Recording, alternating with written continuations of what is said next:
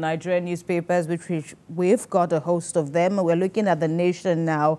The lead story there is captioned "Tension in Kogi over gunmen's attack on the resident electoral commissioner's residence." And there are some riders there. APC demanding the arrest of SDP's candidate Ajaka over the incident. That's the governorship candidate of the Social Democratic Party, Ajaka there. The APC is accusing him of having a hand in that attack, adding that the party is trying to cover heist committed in Kogi East. But of course, the SDP has responded, saying we aren't responsible for attack. In the meantime, the police has waded into this matter, confirming the attack on the INEC official's home. We expect that, of course, there will be more information in a matter of days in due course. But then let's check out other stories. There's a picture story now depicting our report earlier about the signing of a 12,000 megawatts power deal between Nigeria and Germany. Senate to FG block allocations to unelected local government councils as lawmakers tell Benue State Governor Hyacinth Alia to restore sacked Benue councils.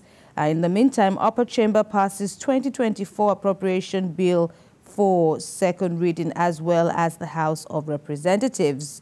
CBN, that's above the masthead on The Nation. CBN freezes accounts without BVN NIN from March 2024.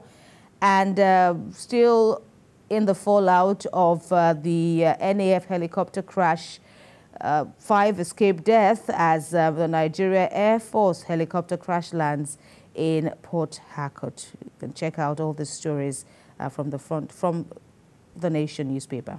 Emmanuel. The train moves now to This Day newspaper, and the big story says FGI's 12,000 megawatts additional power generation as Nigeria Germany seal deal, and also halt allocation of state running LGs, that's the local governments, with caretaker committees. Senate tells FG. Akpabio advocates separate electoral body for council polls. Defense takes lion's share as Senate releases sectorial allocation in 2024 proposed budget. And NAS passes 27.5 trillion naira appropriation bill for second reading. And also on the masthead, we have, despite economic headwinds, stock markets, investors gain that's 11.14 trillion naira in 11 months. Positive corporate earnings reforms driving rally. Analysts express mixed reactions over impending banking sector recapitalization. There on the front page of This Day newspaper. Over to you, Kemi. Daily Trust Saturday is next. Patients groan over rising cost of drugs as over 70% of medicines imported. Experts advocate local production. And there is a reaction by a civil servant depicting the dire situation before us as a country. It's tough treating my aged mom, a civil servant says. Patients keep dosage to save costs. That's equally alarming. And yet another rider on this worrisome situation. Exit of pharmaceutical firms as well as forex shortage aggravate woes. Again, FCT residents raise alarm over rising cases of kidnapping. That's a feature story in the Daily Trust this morning. Security experts prefer solutions. Wheelbarrow pusher kills tax collector over 50 naira, commits suicide. And South African Dr. Imtiaz Suleiman emerges this year's Daily Trust African of the Year award. On Saturday, Vanguard has it here. Tinubu's first 6 months. FG state spend big. Nigerians not feeling impacts.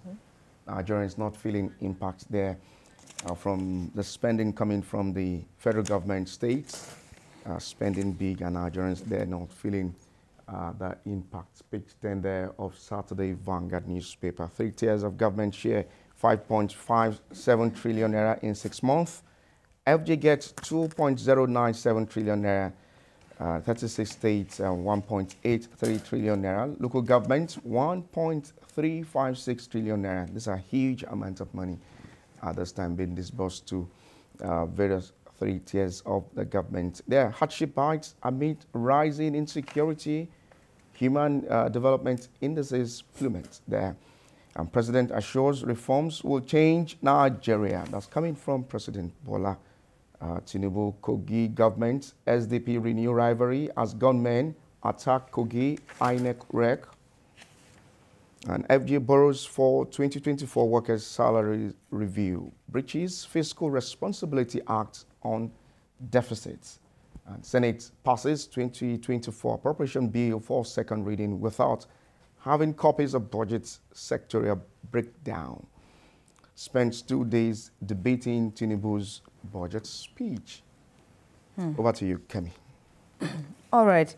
Well, let's take a break now. We don't have so much time now to explore further what the papers are saying this morning, but from the little you have seen,